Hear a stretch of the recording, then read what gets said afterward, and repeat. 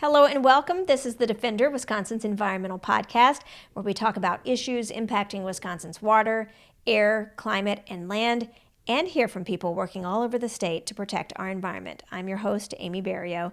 It's been a rough couple of weeks for climate progress. House Republicans, you may have heard, moved to repeal clean energy tax credits and other incentives in their latest budget.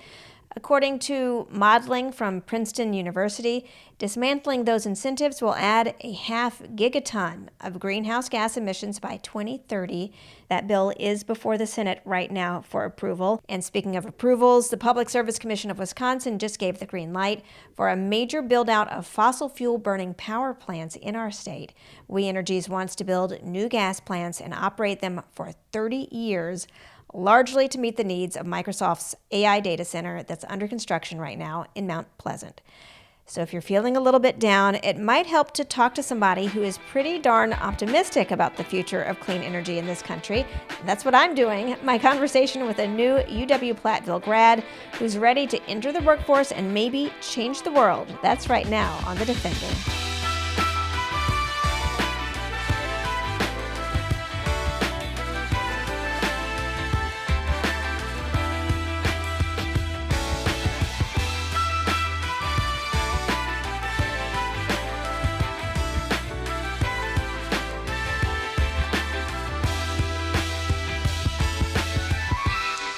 What's it going to take to make clean energy Wisconsin's new normal? Well, it helps to have a bunch of fresh-faced new college graduates ready to take on the world.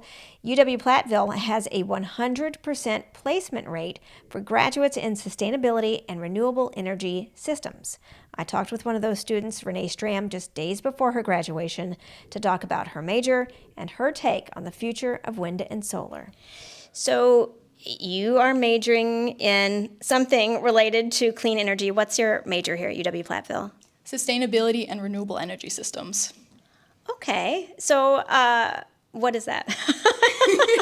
So it's kind of complicated, but the general gist of it is that we take a lot of courses to do with any renewable energy, pretty much. We talk about wind, solar, a little bit of hydro, biofuels, things like that. We get a basis understanding of a lot.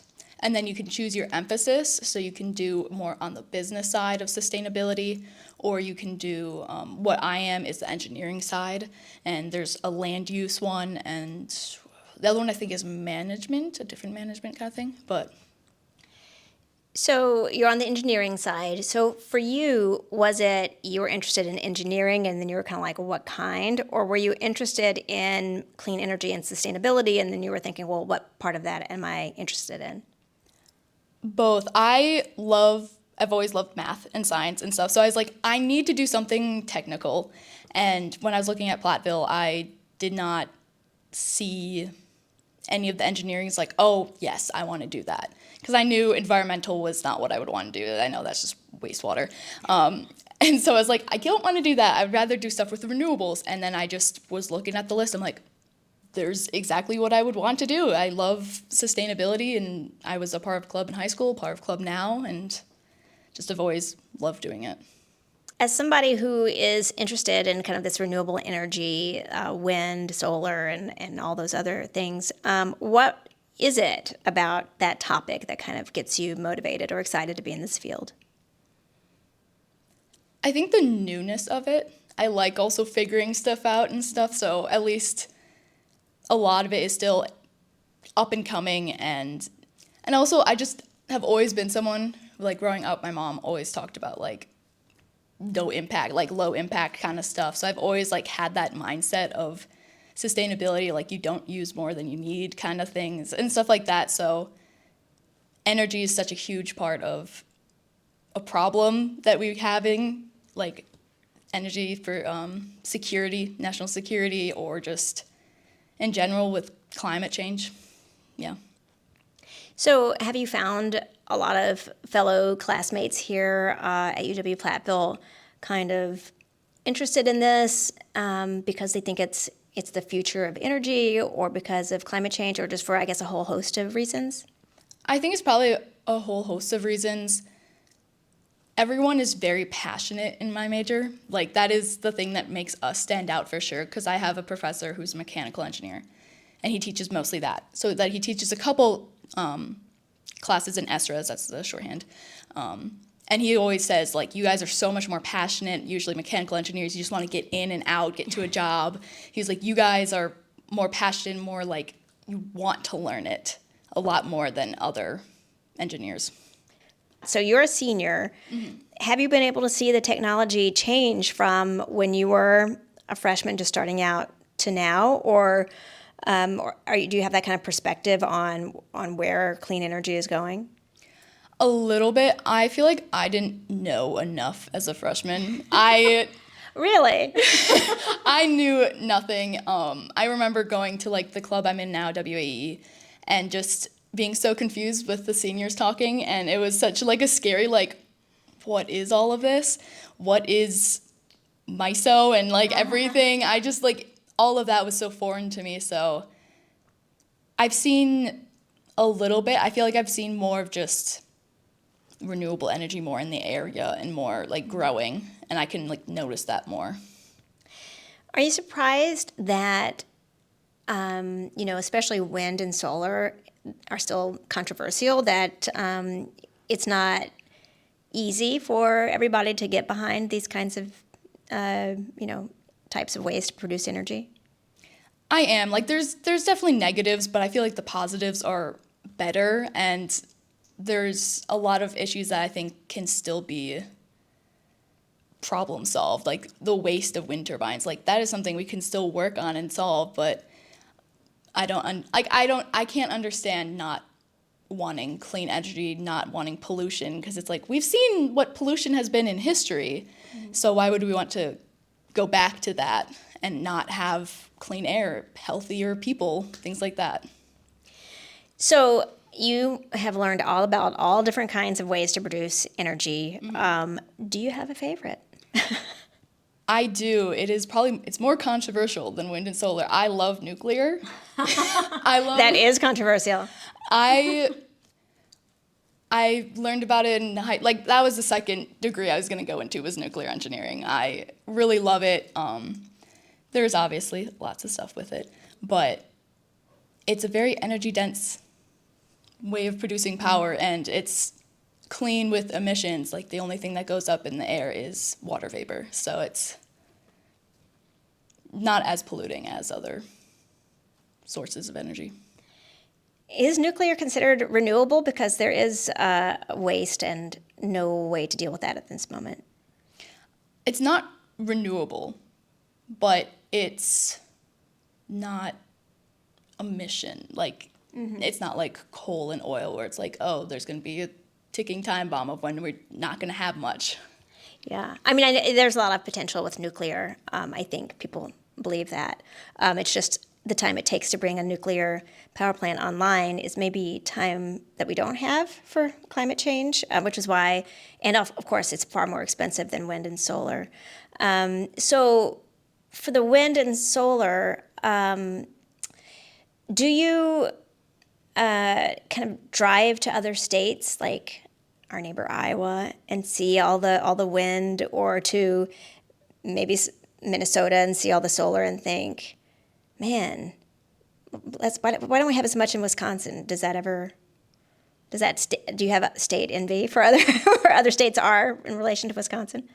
I feel like I have lived in areas since I'm from Madison. I see a whole bunch of solar in Madison. Okay. And then in Platteville, we have a huge solar array on campus.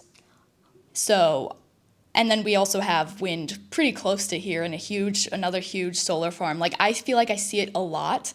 I know it's mostly just because the areas I'm in have the most. So I definitely think there's a lot more potential in Wisconsin, obviously, but yeah.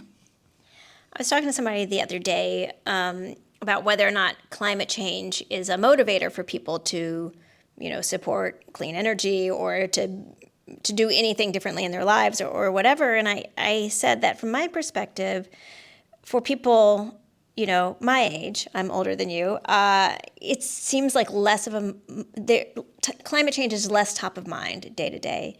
For folks who are in college, younger people, how often do you think about climate change as an issue? Is it kind of a top issue for you, or is that just something that we kind of think is a top issue for young people?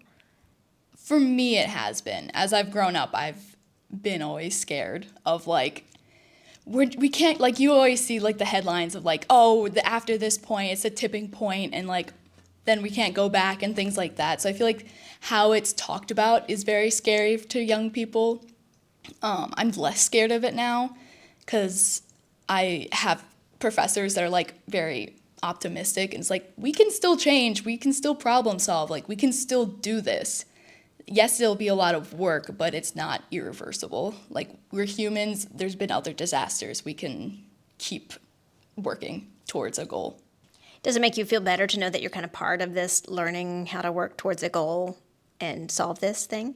Definitely.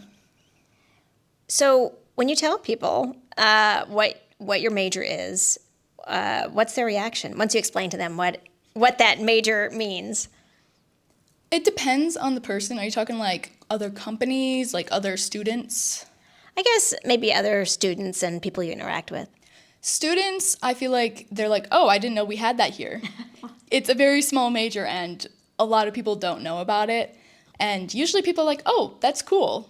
I haven't really gotten too many negative reactions. Another reaction I get is like, what do you do with that degree? I think that's the reaction for every degree, unless it's something really obvious. So what do you do with your degree, or what are you planning to do? I'm planning on being an electrical engineer for utility scale battery storage. Now, explain what that means. Big batteries. Big batteries. Like how it works, or like... Like, I don't know that people may understand the role that batteries are playing in clean energy projects. Gotcha. So a lot of renewables problems is because it's not always sunny, it's not always windy, so you have to have something that will balance it out to be able to kind of keep a consistent power energy, all of that. And so when we are creating too much solar energy from the sun, being like the noon, it could charge the batteries. And so when it gets dark and maybe we don't have enough wind or something, then those batteries can kick on and fill that gap. To me, this seems like a burgeoning field, like a new one, because I feel like the first project that had battery storage in Wisconsin was a solar project maybe 4 years ago that started, maybe 3. I don't even know. Have we even finished one in Wisconsin? I'm not sure if you... I don't know. The projects, because I interned at the company that I'm going to like continue working at, all of the projects I've worked on have not been in Wisconsin. Have you seen ever any wind projects with battery storage, or is that less of a thing? I'm unsure. I don't see too much of the other aspects. Like, I'll see, like, sometimes there's constraints with wiring and stuff because it's all going to the same place and whatever, but I feel like I've seen more solar, and there's a lot of standalone ones as well without renewable energy attached. Okay, so just here's some battery storage so that you can be prepared for whatever comes your way with the grid. Yep. Okay, so you have a job then lined up. Yes. Are you, I guess, excited to be part of this new frontier? Because it is pretty new, this big battery storage for electricity. Yeah, I'm really excited since it's so new, and I've been told by other people it's the Wild West a little bit still, just with how new it is and how new the technology is, and they kind of can't produce enough to build, so that people are trying to just buy whatever they can for batteries and then be like, okay, let's build a site with these and stuff like that. So you're graduating in 2-3 weeks? 2 weeks is my graduation, yeah. Okay. Well, congratulations on getting your degree. And, I think we'll look back on this conversation maybe 5 years from now and be like, oh, so much has happened. Yeah, hopefully. Hopefully there'll be a lot of things that happen that make it a better situation. I don't know. Well, Renee, thank you so much. I appreciate it. Yep, of course. Thank you. And thank you for listening. For more information on wind and solar projects that you can help support right here in Wisconsin, check the show notes or log into our website, cleanwisconsin.org. And if you have something you want me to talk about, a question or comment, send me an email, podcast@cleanwisconsin.org. I'm Amy Barrilleaux. Talk to you later.